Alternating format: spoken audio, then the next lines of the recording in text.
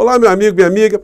Você que navega pelas redes, certamente já deve ter visto muitos comentários no sentido de apontar que a direita anda muito preocupada, que o clã Bolsonaro, a figura do inelegível, andam bastante desesperados em função de muitos acontecimentos. Mas hoje nós temos uma situação muito sui generis, que é uma publicação do inelegível, que mostra que, de fato, ele anda muito preocupado, que ele está prevendo que algo de muito sério contra ele acontecerá num tempo mais recente do que a vã filosofia poderia imaginar. Não é por outra razão que a gente vê muitas pessoas conectadas com a figura do inelegível manifestarem uma série de desesperos e de desafios, como é o caso no principal mentor intelectual, espiritual, constitucional da figura do ex-presidente da República, me refiro especificamente ao pastor Silas Malafaia. Essa questão relacionada a essa figura tem provocado muitas interrogações aqui no nosso portal e em outros tantos. Por que é que ele não recebe nenhum tipo de reprimenda? Por que não temos nenhum tipo de conhecimento de ações criminais em relação à figura que tem provocado tantas situações ruins, negativas e mortes aqui no nosso país? Nós não podemos divorciar a figura das coisas que ele fez e o resultado que nós tivemos trágico aqui no nosso país. Então, é momento do governo, das autoridades, das instituições começarem a ir para o confronto mesmo, ir para a denúncia, ir para a responsabilização civil e criminal. E nós aqui vamos dar as nossas contribuições também, apontando aqui algumas situações muito objetivas. Hoje eu vou conversar com vocês sobre isso tudo, mas antes de mais nada, quero convidar você que está chegando agora no nosso portal e não nos conhecia, para que você se inscreva aqui conosco também, conheça também os nossos outros vídeos. Se você gostar, compartilhe, recomende e venha participar aqui das nossas atividades. Dê o seu joinha, mande seu comentário e, se puder, se inscreva também no nosso clube de membros, tá legal? Então vamos aqui aos temas, né? Começando aqui, gente, com uma questão que também a gente não pode deixar de lado, né? Tivemos hoje uma situação muito positiva aqui no nosso país. O governo federal lançou um programa chamado A Nova Indústria Brasil. E por que isso é muito importante? Porque isso, de fato, mexe com a nossa realidade concreta. Nós estamos na iminência de ter aqui no Brasil, a partir de agora, uma série de ressurgimentos de canteiros de obras. Isso vai fazer uma revolução no nosso país? Não, estamos bem distantes de ter aqui uma mudança radical em todas as injustiças que nós temos no Brasil. Mas algum começo a gente tem que ter. E esse não deixa dúvidas de ser um bom começo. Então, na abertura dessa reunião, de um grande conselho, né, de reindustrialização que ocorre agora lá em Brasília, lá no governo federal, foi apresentado um vídeo institucional com algumas linhas mestras, né, que são mais ou menos essas aqui. Nova política foi construída para fortalecer as nossas cadeias alimentares e oferecer segurança alimentar aos brasileiros. Produzir mais medicamentos e equipamentos médicos para ampliar o acesso à saúde e fortalecer o SUS. Melhorar a qualidade de vida nas cidades, com saneamento, moradia e transportes adequados e sustentáveis. Possibilitar a transformação digital da indústria, inclusive das pequenas e médias. Promover a indústria verde, com melhor uso da nossa biodiversidade e redução da emissão de poluentes. Desenvolver tecnologias para fortalecer nossa soberania e defesa nacionais. O caminho para atingir essas metas está traçado. O estímulo a áreas estratégicas será feito por meio de diferentes instrumentos: linhas de crédito, subvenções, regulações e acesso a mercados externos, além de uma forte política de obras e compras públicas com incentivos ao conteúdo local. Bom, o áudio está um pouquinho baixo, né, gente? Mas eu acho que deu para pegar bem aqui, né? O que estava sendo colocado em discussão hoje. E quem abriu os trabalhos aqui foi o vice-presidente, o Geraldo Alckmin, né? E aí tem algumas questões que eu queria comentar aqui com vocês, né? Eu peguei um pedacinho da fala dele aqui. Ministros, saudando o ministro Rui Costa, cumprimentar a Verena, nossa secretária do CNDI, ministras, ministros, secretários dos... Bom, em linhas gerais, o Alckmin, ele falou que fazia 7 anos que esse Conselho de Indústria, né, Desenvolvimento Industrial, nosso país não se reunia, e agora já no governo Lula já é a segunda reunião já com questões executivas. E o Ministério da Indústria, né, e Comércio está em boas mãos porque está na mão de alguém que é do ramo, alguém que foi governador do estado mais industrializado do nosso país, isso é inegável. Então, o que nós teremos aqui no Brasil para os próximos meses são situações completamente diferentes do que nós tivemos aqui nos 4 anos de desgoverno de Bolsonaro.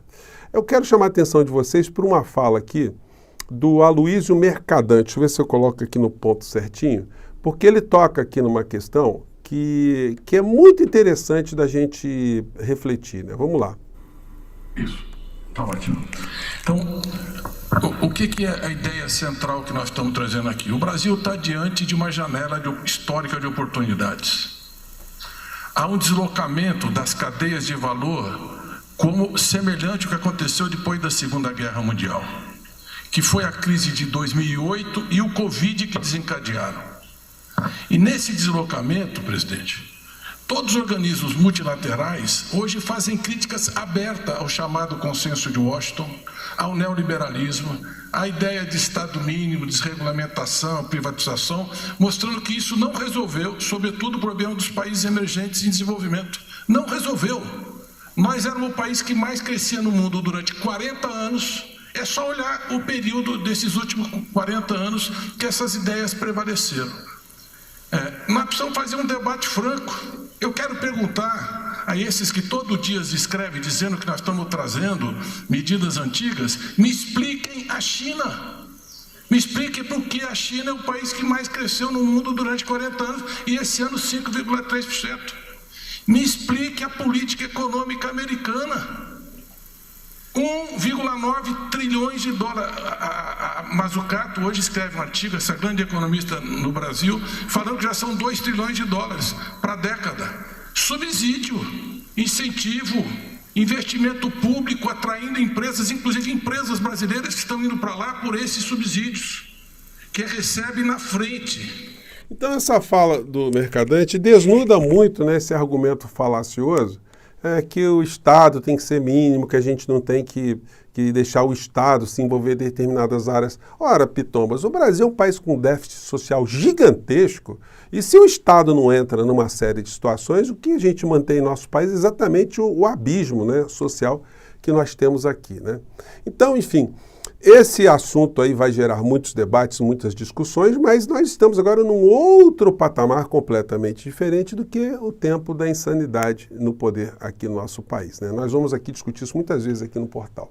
E aí hoje tem a publicação do Inelegível, que mostra aqui que o desespero não é apenas uma impressão nossa, né? Porque o texto diz: as próximas semanas serão decisivas. Vivemos momentos difíceis de muitas dores e incertezas. Muitas dores e incertezas para quem, cara pálida? Para nós que não fizemos nada de errado, nós que não cometemos crimes, nós que não fizemos nenhuma ilicitude contra a democracia do nosso país, nós que não matamos ninguém durante a pandemia, todos nós estamos com a vida muito tranquila, né? Sobre algum tipo de acusação que poderia recair sobre nós se nós estivéssemos do lado errado da história. Aí, abre aspas, quando um ímpio não quer que você olhe para o lado da estrada, ele bota fogo no outro lado da mesma, pois assim ninguém saberá do mal maior que ele fez do lado que você não olhará. Deus, pátria, família e liberdade. Bom, acho que a liberdade aí está começando a ficar cada vez mais em risco, né, para o ex-presidente, né? Bom, e aí a insanidade, como está presente no meio dessas pessoas todas, não podia faltar também no seu mentor principal. E hoje ele publicou o seguinte vídeo, gente, aí cabe aqui alguma consideração mais contundente, né? Vamos lá. Eu sou cego nem surdo.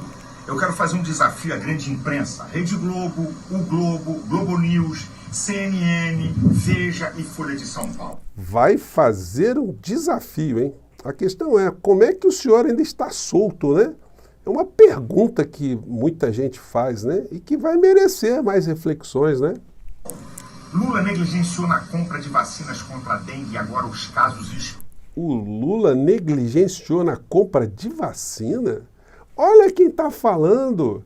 Olha só quem ajudou o nosso país a ter o número de mortos que nós temos, que atacou vacina, que continua a atacar, que continua a questionar os protocolos da ciência, vem falar que o presidente atual negligenciou vacina contra a dengue. Explodiram no Brasil. Ninguém vai falar nada? Ninguém vai criticar? Ah, se fosse Bolsonaro. Mais de 30 dias em notícias em destaque, metendo pau, criticando, negligente, genocídio e vai por aí afora. Estão calados? Uma outra pergunta e um outro desafio. E o caso do padre Júlio Lancelotti? Não tem jornalismo investigativo?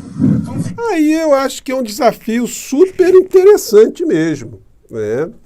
Mas poderia ter uma simetria, investigar, por exemplo, a vida inteira do padre Júlio Lancelotti e a vida inteira do senhor Silas Malafaia. Estabelecer ali alguns padrões de comparação. Quem é que ajudou efetivamente mais pessoas, concretamente? Quem é que ajudou moradores de rua? Quem é que fez denúncias na FEBEM de torturas contra crianças? Quem é que abriu um abrigo para acolher, melhor dizendo, crianças, filhos de pessoas que tinham o vírus do HIV? Quem é que constituiu um trabalho para formar operadores nas ruas para ajudar os moradores de ruas, as pessoas em situação de rua? Quem é que montou um abrigo aqui no Brasil para cuidar de crianças com enfermidades graves, que fez inclusive que a princesa Diana, a Lady Di, saísse lá da Inglaterra para vir aqui para o Brasil para apadrinhar o projeto? Quem é que recebeu várias condecorações de instituições internacionais por lutar a favor dos direitos humanos? Então, são critérios que poderiam ser colocados, né? Outras coisas também. Aonde mora o padre Júlio Lancelotti e aonde mora o senhor Silas Malafaia? Quanto dinheiro tem na conta o padre Júlio Lancelotti e quanto dinheiro movimenta e tem na conta o senhor Silas Malafaia? Qual é o meio de transporte do padre Júlio Lancelotti e quais são os meios de transporte do senhor Silas Malafaia? Quais são os bens que o senhor Silas Malafaia tem diretamente, alguns no nome da sua agremiação religiosa, e quais são aqueles que o padre Júlio Lancelotti tem? Quem é que já tomou dinheiro de pessoas baseadas na fé, né? A pretexto de conseguir dar uma casa para essas pessoas? Quem é que fez algum tipo de procedimento, né, invocando a religião, mas para fraudar o pensamento eleitoral de pessoas? Então, cabe aí um desafio, né? Se investigar bastante a vida de pessoas no mundo da religião, como está propondo aqui a criatura. Ele está falando da vacina. Quando eu falo vacina aqui, o algoritmo aqui vai dar uma limada no nosso papo, mas eu achei que vai chegar muita gente. Ele usa como referência uma outra figura criminosa, o senhor Queiroga, que publicou no jornal a seguinte situação, né? Teve publicado: Lula foi negligente com vacina contra a dengue, diz Queiroga. Esse negacionista, esse que foi cúmplice do genocídio aqui no nosso país. A matéria aqui de sites que mostram se as coisas são verdadeiras ou falsas dizem: é falso que Lula recusou vacina japonesa contra a dengue para esperar imunizante nacional. Isso é falso. O Queiroga dizia coisas como essa aqui. Queiroga erra e diz que 4.000 pessoas morreram por vacina. Vigilância relata 11 óbitos. Então, é muita calhordice, é muito banditismo, né? E aí, quando ele disse que se o Lula não vai ser acusado de genocídio, está aqui, ó, Marcelo Adnet responde para essa gente. Pode chamar sim, quer dizer, o Lula de genocida, né? Afinal, ele disse que era só uma febrezinha e que tem histórico de atleta, por isso não pega. Também recomendou o Cebion em vez de combater o foco e insinuou que a dengue é conspiração chinesa e que pega mais em bunda mole da imprensa. Lembra quando ele ofereceu? Lembra quando o Lula disse: e daí, eu não sou Aedes? Desacreditou a ciência e disse que iam morrer no máximo 2 pessoas? Quando ele se negou a apoiar qualquer medida pública para combate à dengue? Lembra quando o Lula imitou uma pessoa com falta de ar morrendo de dengue? Então, gente, não dá para a gente deixar esse tipo de situação transcorrer sem nenhum tipo de enfrentamento, né? Aí a gente vai vendo os sites de direita, os canais falando coisas como essa, né? As mídias protetoras do Lancelotti irão publicar que a perícia confirma e tal. É gente muito bandida, é o seguinte. Eu já comentei com gente do governo com quem eu tenho contato que é chegada a hora de começar a se fazer algumas ações judiciais contundentes. Porque não há mais espaço para deixar esse cogumelo ir se retroalimentando e envenenando e mentindo cada vez mais uma parcela considerável da sociedade. Então, fica a questão, fica o alerta aí, eu voltarei a esse tema novas vezes, né? E está na hora, né, de dar uma embarreirada nesse tipo de gente criminosa que anda solta por aí. Eu fico por aqui, um grande abraço, a gente volta mais tarde, mas tem gente aí que está manifestando desespero e não é mentira não, tá? Um grande abraço, tchau.